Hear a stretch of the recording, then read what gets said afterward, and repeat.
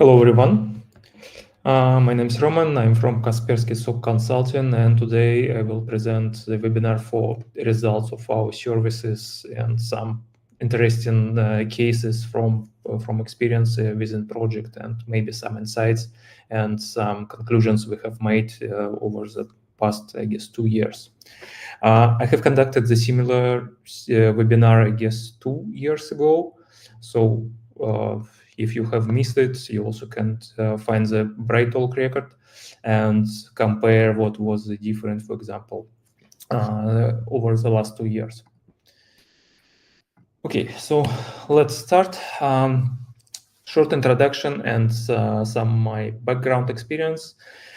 Mainly the overall my career, I have focused on security operations centers in different areas. So I have started as engineer and was really close working with SIEM solutions and implementing different detection logic, and also working as an implementer of SIEM solutions and some response solutions as well.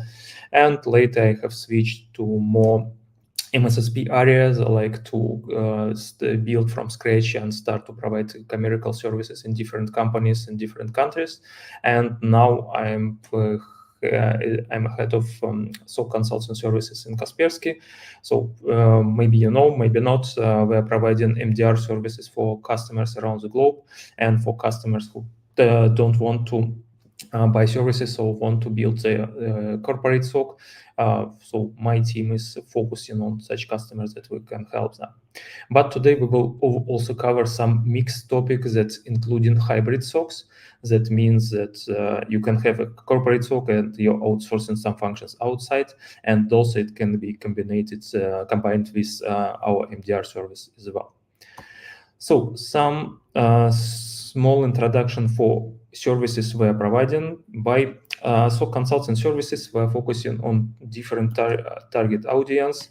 So of course, we're focusing on the companies who don't have any SOC in place and would like to build it from scratch. So it's I guess, most common projects we have observed, and we deal with. So nothing special, just to build everything from scratch according to best practices and according to some to companies' specificity area and some specific features, available resources, and timeline.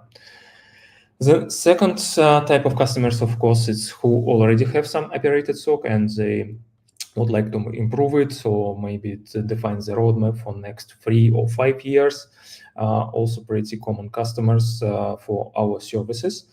And unfortunately, in this type of customers, we also have seen some companies who has bought a SIEM or some other solutions like EDR, and these solutions was installed but not working really like a SOC. So basically, it's just a technical solution and no processes, no people behind, no defined services that brings value to organization and to overall cybersecurity posture. So that's also the type of customers we deal with. And the third type of the customers, it's who is outsourcing some security operation functions and have some hybrid type of the SOC and would like to switch or evaluate the current efficiency, or maybe develop and improve this mode of the security operation center to better detect threats.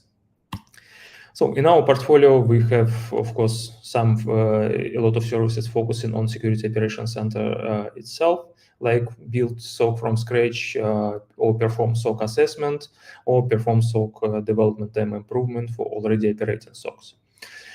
Besides security operation centers, we're also working with incident response capabilities development. So you even don't need to have a SOC to manage security incidents and to properly react for them and provide some response.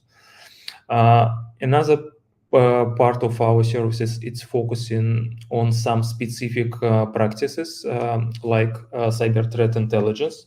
So we're also working with a project when we need to build a threat intelligence program within our customer, and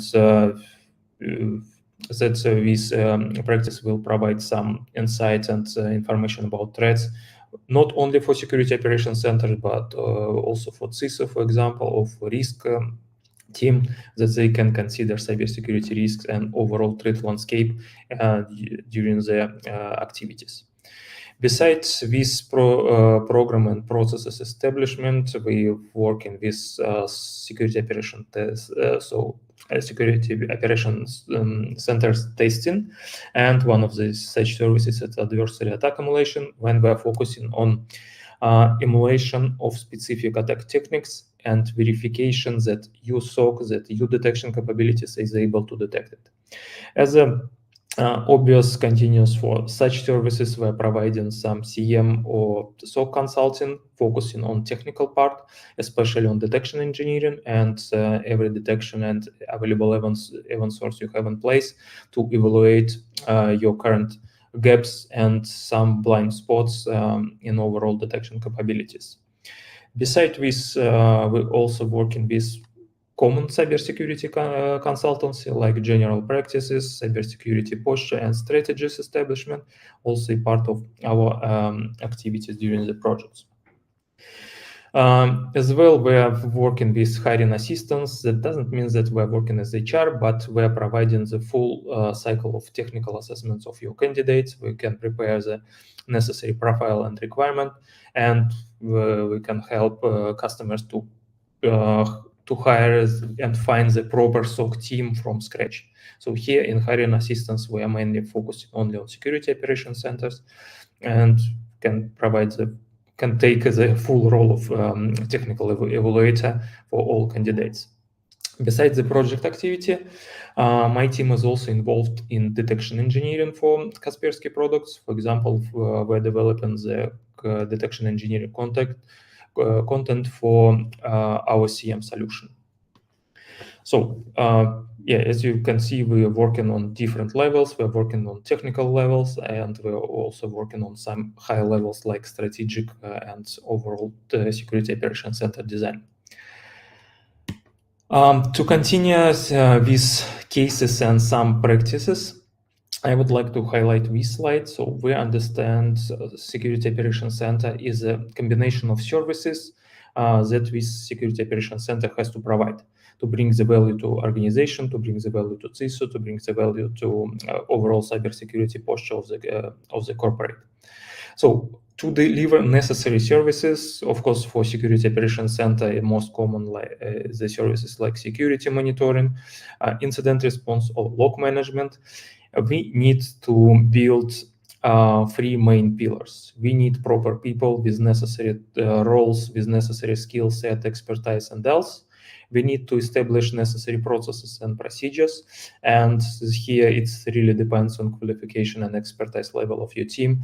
In some cases, we even need to define really step-by-step procedures, especially for some critical operations and for some critical actions that has to be handled in very accurate way on daily basis, like prioritization of alerts, like management of detection use cases and else. Also for registration, it's better to have well-defined procedures that no one will be lost and all your incidents and all your alerts will be properly registered. And of course, the last component for this combination, we need proper technology to support our services. And of course, a lot of technologies can be shared between different services, as well as some specific roles in your security operations center and proper and processes and procedures as well. So it's just to provide some highlight how we design security operations centers, because later we will talk about services a bit more. And let's start from one of the topics that was highlighted in agenda. It's hybrid SOC. So different combinations of in-house and outsourced functions we were working with in our project.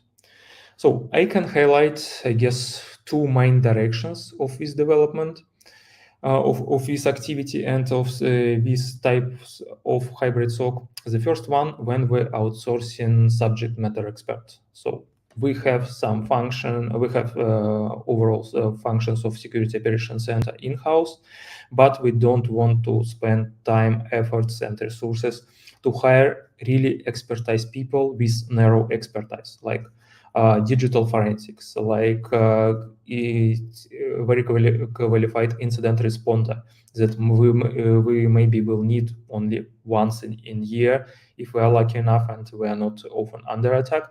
So the rest time this person can just no, he will have no job, he will have no task, and if we will provide some daily operations like tier 1 analyst or tier 2 analyst, maybe this person will be boring and he will burn out and leave our company. So such case when we don't want to keep in our team the high and really narrow expertise can be handled with outsourcing it to external provider. So in case of necessity, for example, we have found rare malware during the attack investigation, we can just send this malware for deep investigation to external provider. The same with other functions. If we have faced the critical incident, we can call emergency team from external provider, and we don't need to take care about this team the rest of the time of our security operations center existence. So the most common also directions for this outsourcing type is related to dark web monitoring and security assessment. But security assessment, of course, it's a common practice for everyone to outsource this activity to external companies. Another strategy or concept of outsourcing security operations center functions, it's to outsource something that can consume too much resources and effort from your team. For example, the tier 1 operators who has handled all volume of alerts you're receiving on daily basis. And in case if you don't have people, or maybe you need to scale it in very fast way, you can outsource this function also to external providers. So here, the most common cases, of course, it's outsourcing monitoring, it's outsourcing administration of your technical platform of security operations center. Usually, it's outsourcing of CM or EDR solutions, so it can be managed CM or managed EDR, or even combination of both these functions. So we can outsource and monitoring and administration of technical tools. In this case, we will receive such services like MDR that who will take care about your monitoring activities, will take care about your technical platform, and also will take care about some response actions that can be performed with security tools and doesn't require deep integration in your environment and like manual connection and full deep investigation with digital forensics. So it's two key directions for hybrid SOCs available right now, and most common. Of course, there can be a lot of different combinations. Even you can try to outsource basically everything and have also the whole SOC outsourced, but it's not the case of today's webinar. So today we will focus on these two strategy. The typical SOC team can be represented by this schema. So we have some operations team. We have team responsible for research, like for threat intelligence, for development on new use cases, and some subject matter experts for specific technologies. Also, this branch can be responsible for assessment and find weaknesses in new environment. And of course, we have some technical team who will be responsible to that your operation, that your technical platform or SOC is working properly, that it's providing all necessary functions with necessary performance. So if we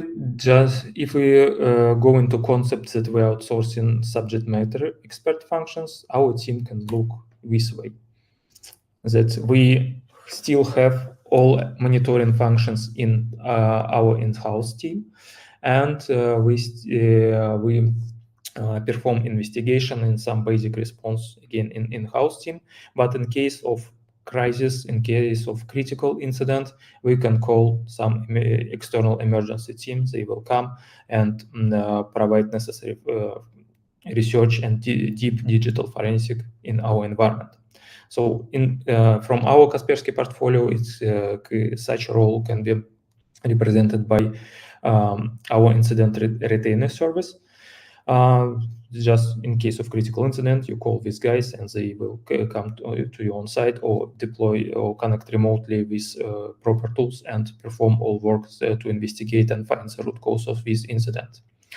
So another type of subject matter expert that usually can be outsourced is CTI analyst. So if you don't want to handle all this threat intelligence information to properly analyze it, you also can outsource it with specific services. Usually it's not like a dedicated person, but some specific services that will provide you summary about modern threats, will provide information about threats actual for your environment. So basically they will build the threat landscape for you, and you don't need to focus on such experts, because again, it's you have to find the proper people, you have to build the proper team, and it's not the typical activities that's it's not so easy like establish the security operations center tier 1 analyst line, for example. Security assessments, I already have mentioned, it's really common function to outsource. So we just, again, in this concept, we just highlight some positions that require narrow expertise and outsource it to one or multiple external providers, depending on what market you are in and what these providers can propose to you. So another concept, if we outsource monitoring. For example, we don't want to handle tier 1 analyst because of a lot of efforts, because of burnout, because of turnover of these experts. If we don't want to handle it, we can outsource it and to external provider and just work with everything that they have detected and provide to us. So in this case, our in-house team will handle all these alerts, will provide deeper investigation, will define properly the scope of the incident, and also it will provide some steps for response. That approach also quite popular, and it's popular first of all because you will grow the expertise within your team. All necessary all really deep expertise that you need to work with your infrastructure, you will be grown inside of your team. So also your team usually knows better your infrastructure. It knows what is inside, what is, for example, network segmentation, which systems are critical, which are not, and also it's probably have more knowledge about some legacy systems and some specific features of your company. So in this case, this response will work more efficient, and you can get rid of some just daily operations that consume too much time for external provider. Also quite popular one.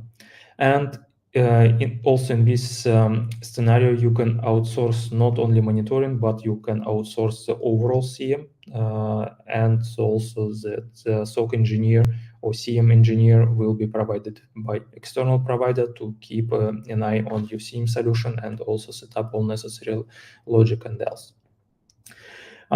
You can combine, again, as I mentioned before, you can combine most of these functions and, for example, outsource to implement MDR service. You can still have an in-house SOC, but most of functions, especially focused on detection and initial response, can be outsourced for MDR providers. In this case, we will get a picture of our SOC team like this, that full operations will be outsourced. Threat hunters, SOC engineers, researchers also will be outsourced, because these people are responsible for searching for new threats and developing new detection logic, also for adjusting logic and handle the false positives. So basically everything that is requires specific knowledge about how to detect the threats can be outsourced with such services. And in this case, companies can left for themselves only function for response. And in this case, it will be a combination, like you outsourcing necessary expertise and daily routine for threat detection, but full control, full actions that will be performed for active response in new environment will be still in your internal team. That approach will provide you maybe it grows of more expertise within your team, and also you will free yourself from a lot of headache related to monitoring activities.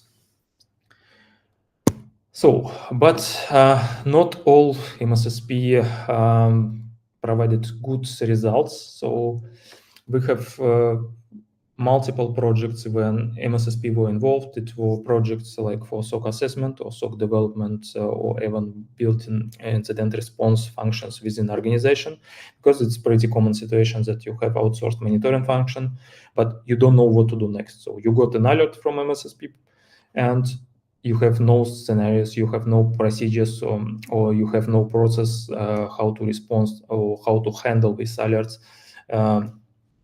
in proper way. So these projects are also pretty common for us.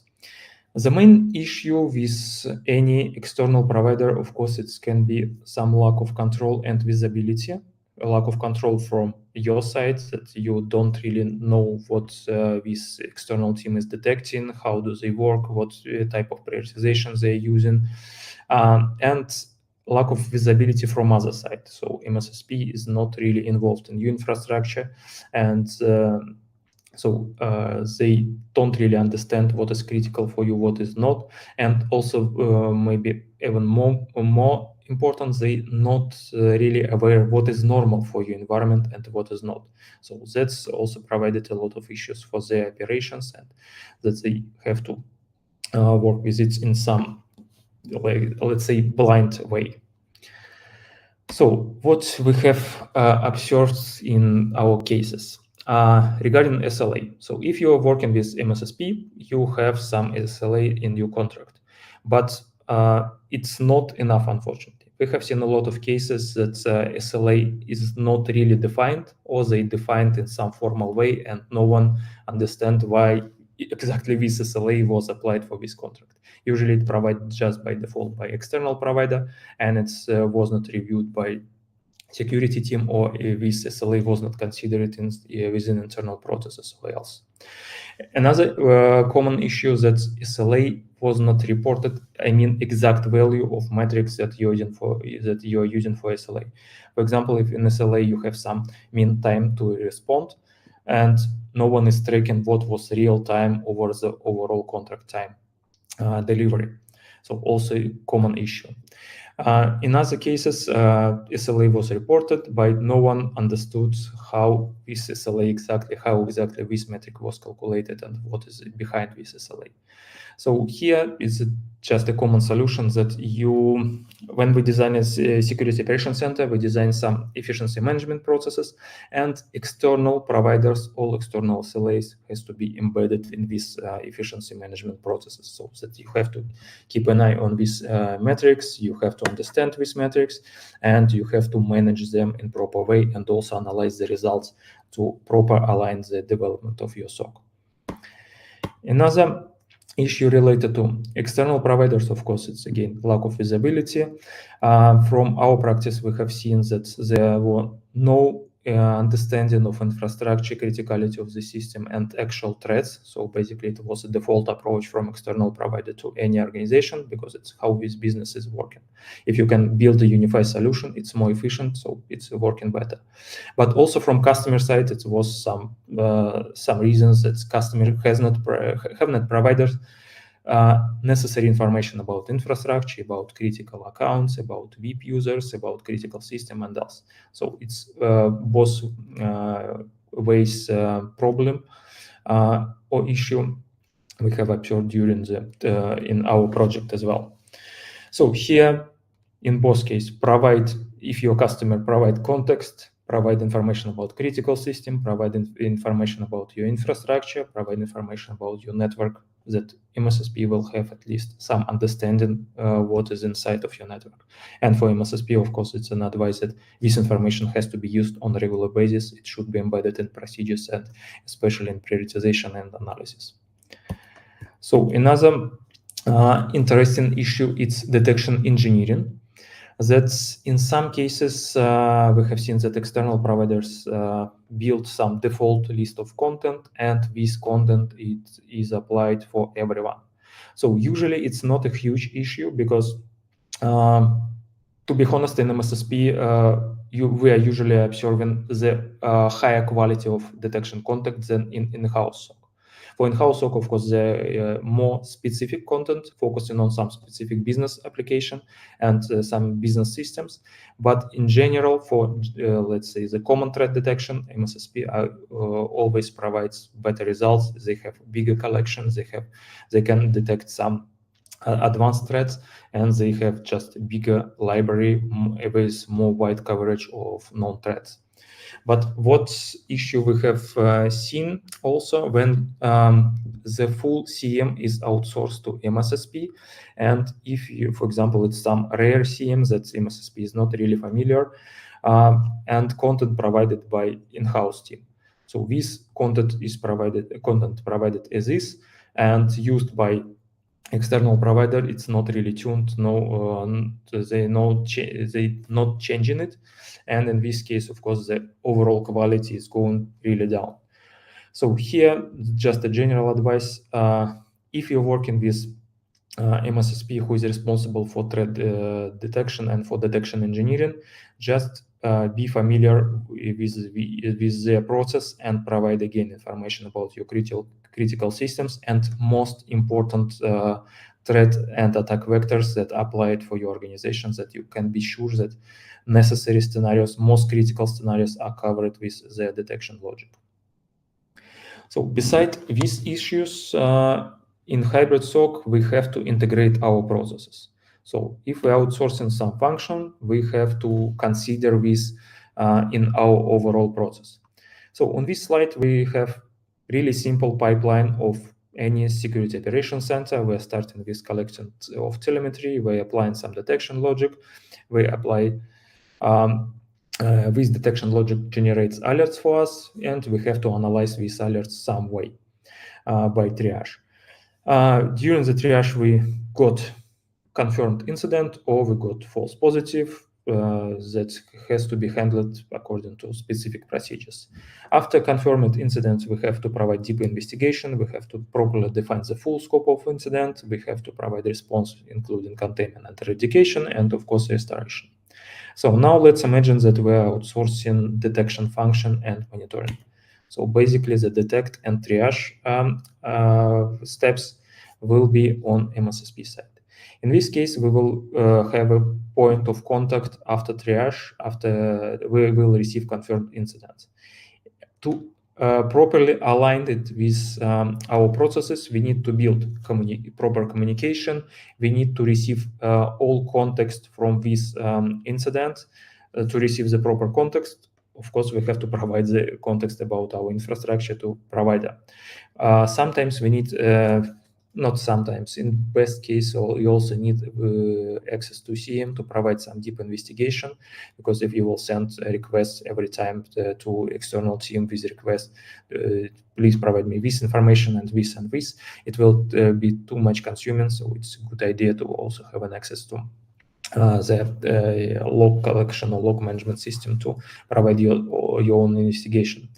You have to build playbooks for response, and these playbooks has to be aligned with MSSP taxonomy of incidents and alerts. And of course, you have to provide feedback according to results of your investigation and response to the external providers that it will be considered in future. For example, if you have obtained the results that it was a false positive, of course, this information is vital for external provider, and it has to be used to tune the detection rule logic or maybe procedures of analyst who is performing triage. And of course, we don't. We have to remember about missing incidents. So if we was not informed about the incident but got information from another channel, or we have found the compromise by ourselves, for example, I don't know, external team or maybe user has reported, or even maybe we have conducted compromise assessment services and find that incident already happened. So these cases definitely need proper investigation, proper lesson learned procedures that has to involve this external provider who is responsible for monitoring as well. So another case when we're focusing on involving external provider for response. So in this case, we have to embed in our processes the criteria when we call external team. We have to preliminarily define the communication channels. Maybe we have to prepare some specific tools to be deployed in our environment, and also we have to provide the necessary information about infrastructure and all necessary access to the system to perform the proper investigation and response activities. As an output of such services, we have to consider in our processes that we need the report from this team, we need to analyze this report, and we also need some procedures for verification that threat was fully eliminated before we will jump to restoration phase with our IT team. So it's a brief overview about hybrid security operations center issues. The overall dilemma how to choose the proper MSSP can be focused on 4 steps. So first of all, of course, you need to understand what exactly you need from the service, from external service. You have to analyze if it can be integrated with your technologies, because different MSSP using different technologies, not all of them are suitable for every specific requirement. So it's also this requirement is also vital for any choosing of MSSP. The next one, focus on SLA. Please always focus on SLA, that they will be aligned with your needs, that you understand how they are measured, and that they are regularly reported, that you can control the quality of the service. Because again, in MSSP, the pretty common situation that we have lack of control and we have lack of visibility from both sides, from MSSP and from our side, what is going on inside, what they're able to detect and what is not. And the last recommendation, of course, is collect references, collect feedback from your external providers, just so other customer can share experience with you and maybe highlight some underwater rocks. So I have recently, don't remember, I guess in December, there was an article on our Secure List portal where we discuss this question about choosing of MSSP in a bit more details. So you can find all links mentioned in this presentation and this webinar attached to in proper section on BrightTalk. So the next one, we have established some hybrid SOC, so it's up and running, it's operating. The next step is usually assessment. So, or maybe SOC was established by some another team, and in this case, we can be involved in SOC assessment. For SOC assessment projects, we're using SOC CMMI model. I guess it's the most known and the most popular model that is used right now for any assessment. In some countries, they always that even intention to use this SOC CMM model like regulatory requirement that some chemical SOC has to reach specific level of maturity and capability to provide services, for example, for government organizations. So who is not familiar for this model, just a brief explanation. It contains 5 domains, business and services, and classical 3 one, it's people, process, and technologies. So all these domains are evaluated from maturity point of view.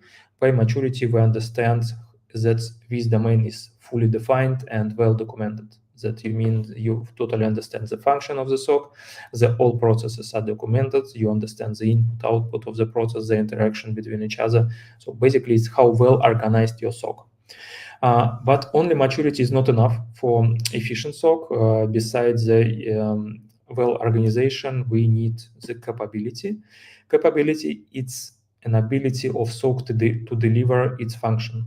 Capability score is applied only for 2 domains, for technology and services. For technology, basically, it's your technology stack and its functionality that you can use and that you are using in your security operations center. And for services, it's ability of the service to deliver the necessary value, that you can detect threats, that you can detect threats in proper time, that you're covering all overall infrastructure and else. So basically, it's how well you are implementing all necessary technologies and how well you're in delivering this function. There can be potentially security operation centers with low maturity score and high capability score. That means that you have a lot of technologies that are working fully, and you have, for example, expert team with really high expertise. But from other side, this team, they don't need any processes. They know what they are doing, and like you have hired cybersecurity rock stars, and they just everything is working perfectly. In this case, you have very low maturity, but a high capability that you SOC delivering all necessary functions, but you still don't have any documentation or well-designed process. And if this team will leave your company, your SOC will gone with them, because you will not be able to restore it without any processes or proper documentation.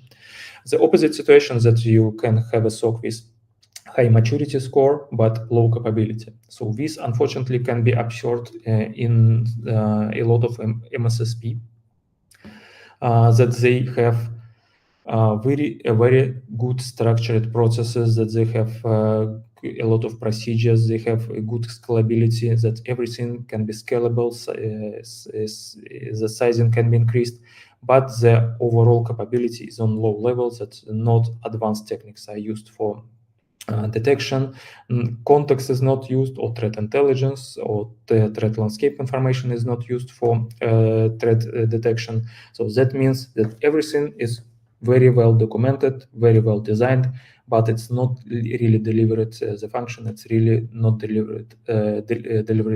delivering protection. So both cases are possible. Because of this, both scales, both scores are really important to consider during the SOC assessment. So the common weak domains you can see right now, that it's traditionally business domains, that SOC are not really well aligned with business functions, that they are not documented, and even SOC charter document that defines the core function of the SOC within your organization are not pretty common. It's not pretty common document that we have observed around the globe. Another big point that we also can highlight is traditionally threat hunting and threat intelligence, because about threat intelligence we will talk a bit later. For threat hunting activities, no one understands how to conduct them and how to do it properly. So another common weak point is SOC management processes. So if for monitoring processes and incident response, everything is more or less okay, for SOC management, for knowledge management, it's usually a tough point for a lot of security operations center teams. So as I have mentioned before, I have conducted a similar seminar 2 years ago. And from that time, there are no too much changes. I can highlight only that more issues were observed by our team with MSSP provider, with MSSP, and also EDR magically from very strong point went to weak point. Because before 2 years ago, EDR usually wasn't a problem, that everyone has implemented it, and it was working and was used for providing extra telemetry for response and else. Now EDR is, we also have seen that it's not so bright topic right now, that there are a lot of issues especially with coverage of EDR agents in very big infrastructures. Also, that we have seen that EDR is not properly used for response. So for detection, yeah, everything is more or less okay. But for response, we have seen a few teams that are utilizing EDR functionality properly, because EDR can provide you a lot of valuable functions that you can respond very fast way and isolate threat within your environment.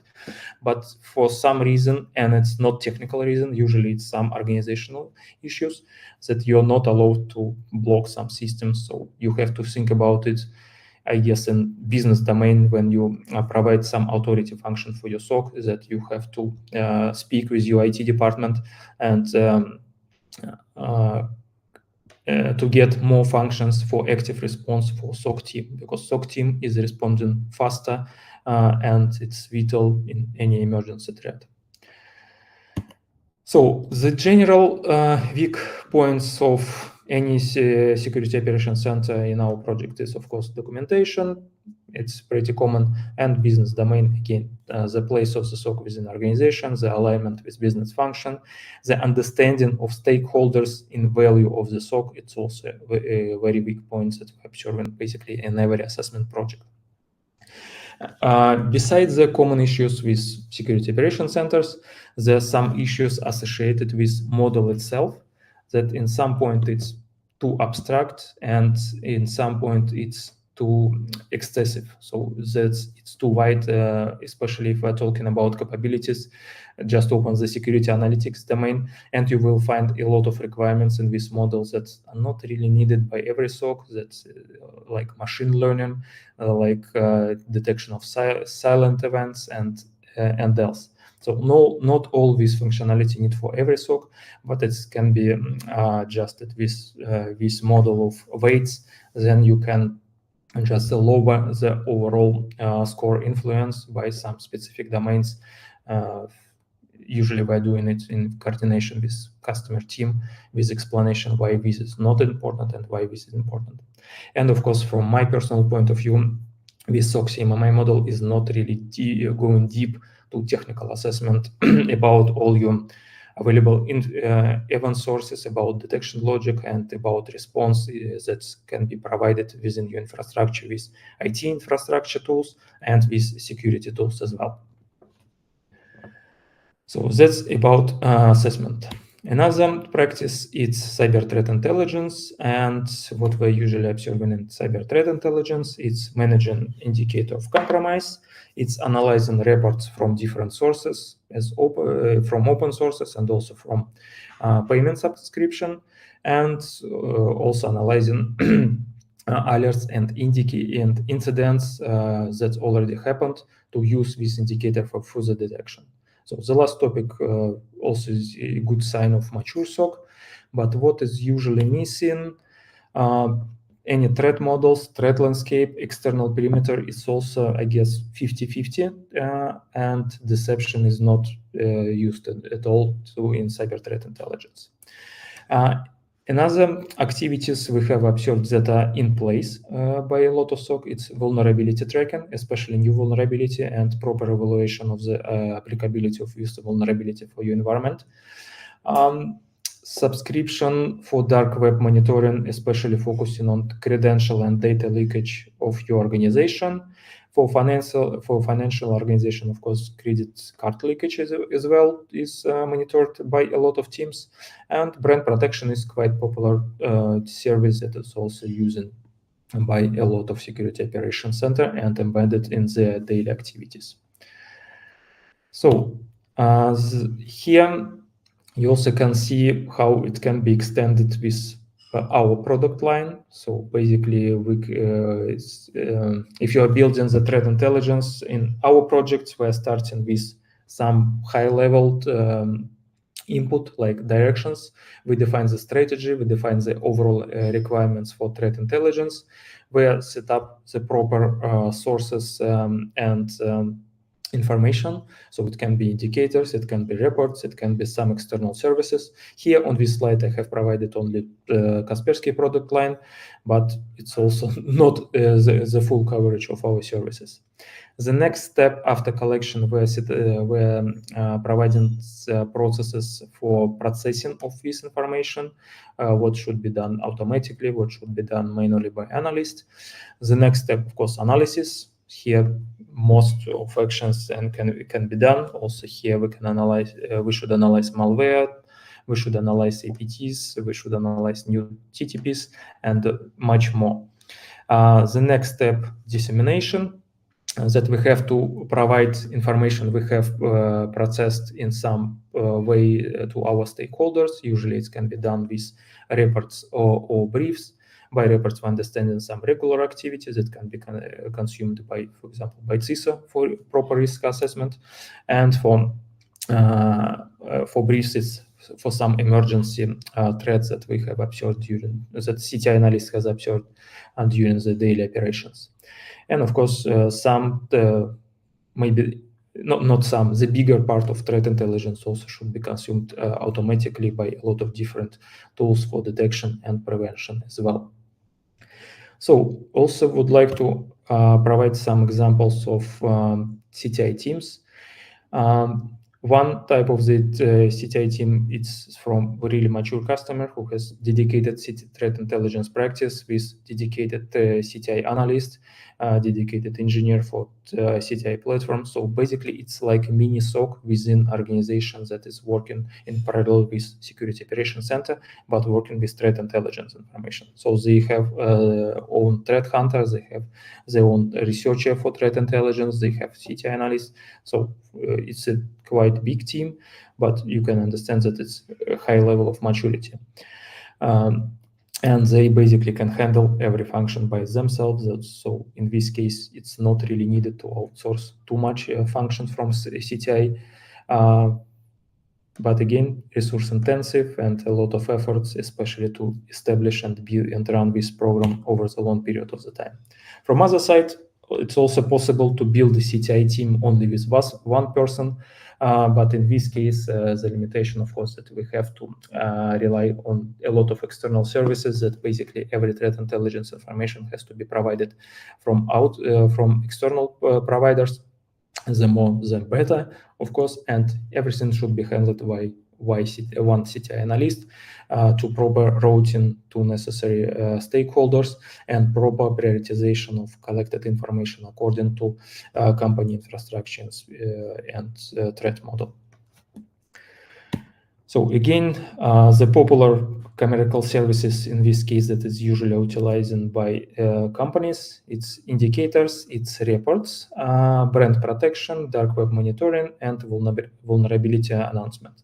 So basically, it's a minimum set of services that you need to establish if you would like to handle the threat intelligence information, and this limited set is available to be managed by one person, for example. But these services is not enough to be bought, so you also have to utilize output from these services. And here we have seen a lot of issues that not all stakeholders were defined. For example, usually risk team is missing, and even red team is missing in stakeholders, in consumers of threat intelligence information. So you can, that's a bit strange situation that you have information about threats that are actual for your organization, but you're not utilizing it for risk management or for red team exercises that they can work with actual threats that are right now in your region, in your area, and or focusing especially your company. Also, threat intelligence, okay, SOC detection, yeah, I guess it's most popular consumer, but also this information is not used for any type of synthetic exercises like simulation and emulation exercises. You're using for detection of the SOC. So another discipline is threat hunting. And for threat hunting, usually we're observing historical hunting for indicator of compromise and usage of some open sources for Sigma rules, and also APT reports is used for hunting. So basically, team is reading the report, finding some indicators or mention TTPs, and try to find these TTPs or the indicators, in most cases, indicators in the environment. So usually TTPs in proper way are missing. So maybe only procedure is tested, but overall technique is barely tested in most of the security operation centers. And anomaly threat hunting also is very rare case, but in most cases, because it's really hard to conduct it in proper way, especially it's hard to start from somewhere, because for any anomaly you need to establish baseline, and in a lot of infrastructures the baseline, it's a really tough question to be properly built to understand what is normal. For tools, the most popular tools for threat hunting is CM and TIP. threat intelligence platform, but threat intelligence platform is mostly used for managing of indicators. What is surprisingly missing in threat hunting? It's EDR usage of EDR solution, because EDR, from my point of view, EDR is providing the great context and great visibility on your infrastructure, and it should be the very first tool that you are using for threat hunting, because with EDR you can request some specific registry case, for example, some specific values, or listing some specific directories. So you don't need only to rely on some, let's say, CM-like approach. You also can collect the state of your systems in your environment. So some simplified approach for threat hunting is presented here. So we need to collect a lot of inputs from different sources, reports, external report, external cases, news, our own incidents, some common TTPs, like just analyze the top techniques from MITRE and use it as an input. And of course, threat model also should be considered of your organization. Define the target, what you would like to make. Basically, it's hypothesis for threat hunting. After it, apply for proper tools, CM, EDR, or even some specific scripts or agents you can utilize. The volatility is also a great example of threat hunting tool. After it, we are performing the hunt and analyze the results. And what is more important, we have to utilize the output of threat hunting to raise the incident if we have found something, or develop new detection rules if it's possible. If it's not possible, we just have to remember our hunt activities and repeat this search or searches again after some time, just to verify that it's not an issue anymore. And the last type of services we'd like to highlight, it's ER readiness. So this service is fully focused on incident response. So just to provide a high level understanding, here we're working on levels of incident response plan to be built in the organization, also developing all necessary incident response team structure, processes, and procedures. And on very low level, we're developing incident response playbooks. So in this type of projects, I would like to highlight only two cases interesting for me. That's last 2 years, we got a trend, especially in Middle East, that a lot of customers would like to have a specific incident response plan for digital media compromise. So if your company owns some digital, media accounts, for the compromise, they would like to have a specific set of procedures. And during our projects, we have developed such procedures that usually including such steps like you have to build a registry of accounts, you have to perform some hardening activities. Of course, you need some backup strategy in case of compromise, that you can restore all necessary information, and that after compromise, you will not have the fully empty account. And of course, you need a playbook and proper communication within your team, and also with external team, especially for providers that you are using for your digital media accounts. It's also a good idea that you can have some proof of owning of this account in advance, that you have collected all necessary proofs to restore the access in the fastest possible way before your reputation will be damaged too much.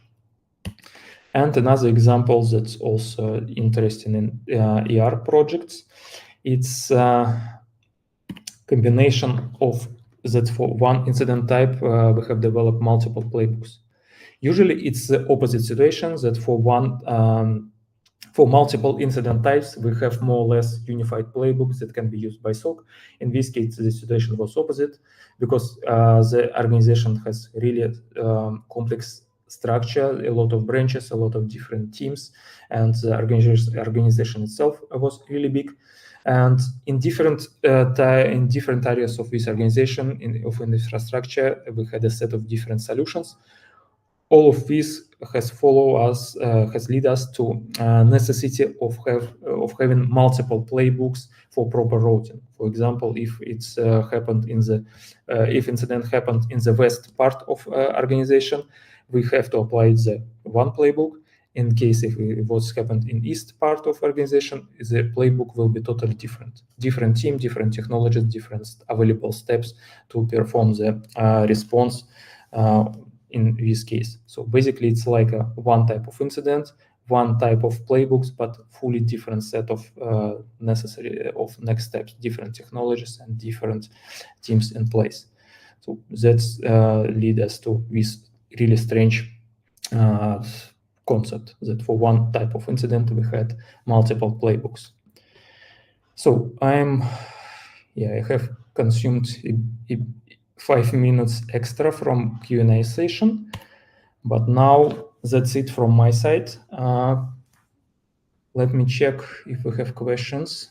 Oh, we have a lot. So the question is the solution for partner to go security assessment solution from Kaspersky, what we can use for our clients audit.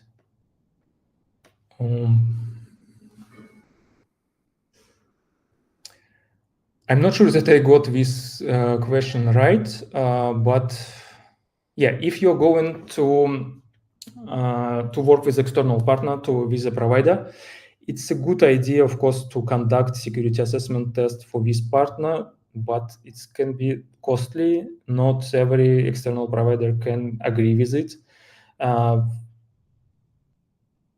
From Kaspersky, we don't have some specific solutions. We have just services for security assessment. Again, as I mentioned, if you're involved in any external provider, you will increase that your threat landscape because you basically connecting another organization to your own. So in this case, it's better to request some proofs that they are protected, that they are performing security assessment by external parties, by themselves. But if you can afford to perform the test, security assessment test by your provider or by your partner, it's also a good idea. For Kaspersky, again, it's possible with just a normal security assessment services. When will be the Linux client be available for Kaspersky Next? Unfortunately, for this question, I don't have an answer because I'm not from Kaspersky Next product team.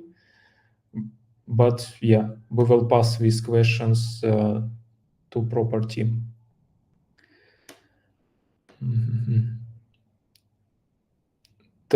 So another question, how much does it cost to subscribe to Kaspersky EDR Cloud for 500 users? Sorry, I'm not the salesperson. I don't have a price list with me, but I hope the Bright Talk is saving information about all users, and we will address this question to our sales team. So what else? Another specific question about Cisco, Meraki, and Fortinet solution integration. Again, it's will be addressed to product team. And estimate cost of implementing in hybrid SOC. There no estimate of cost. It always depends on your infrastructure size. So especially if you implement in hybrid SOC, all external services will have basically the linear dependency of amount of hosts that will be controlled by external providers. So, but in case, so it has to be considered with any external provider and in every case-by-case situation. But for hybrid SOC, again, it will be linear. So if you're building some in-house, you will spend more money in the beginning, but later you can, let's say after 5 years, it can be reduced for some reasonable amount. For hybrid SOC, if you especially outsourcing some monitoring functions and else, you have to carefully calculate because it's in the end it can be even more costly. If we're talking about outsourcing about hybrid SOC with outsourcing of subject matter expert model, in this case it's just a subscription for well-defined SLA and well-defined amount of hours for every service, so it can be easily calculated. But estimated costs I don't have this number right now. It depends again from service to service what would you like to see in your SOC. So the very long question regarding Kaspersky MDR comparing to other MDR solutions, but yeah, this one I would like not to read it right now. I will pass it to MDR team, especially it looks like very specific technical case with some numbers and references provided. So let me check, is any other question? Is there a way to integrate communication with Nessus expert? We go to customer and do a vulnerability assessment, or what tools do you recommend for new client onboarding? For new clients, we we're trying not to recommend specific products. We're trying to recommend some functionality because we're working on different markets, and we just, as a vendor company, of course, we can recommend our solutions. But for example, for product lines that is not represented in our portfolio, we're working really carefully, and usually we recommend based on functionality. So we're not usually naming some specific customers, but some specific products. But for Nessus, if I remember from my previous expertise, it has a lot of ways for integration basically with every SOC solution. So it's not really depends on Nessus. It's more depends how you would like to use this information. Because the most obvious scenario for Nessus is to use all information about vulnerabilities. So you need a proper inventory database that's available that can parse all Nessus reports and consider this information and pass it to the, for example, CM solution to consider that this exact host has some vulnerabilities.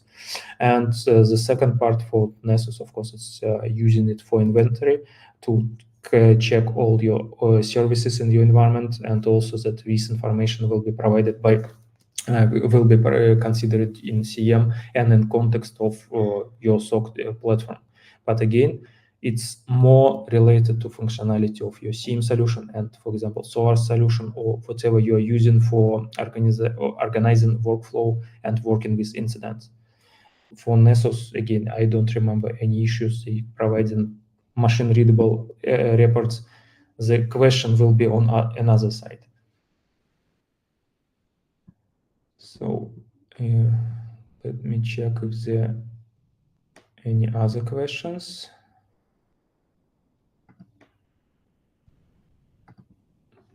Okay, that's it. I am almost on time. So thanks everyone for participating and for attendance, and especially thanks everyone for questions. Yeah, hopefully it was interesting. Yes, that's it. Again, thanks a lot and have a nice day and week.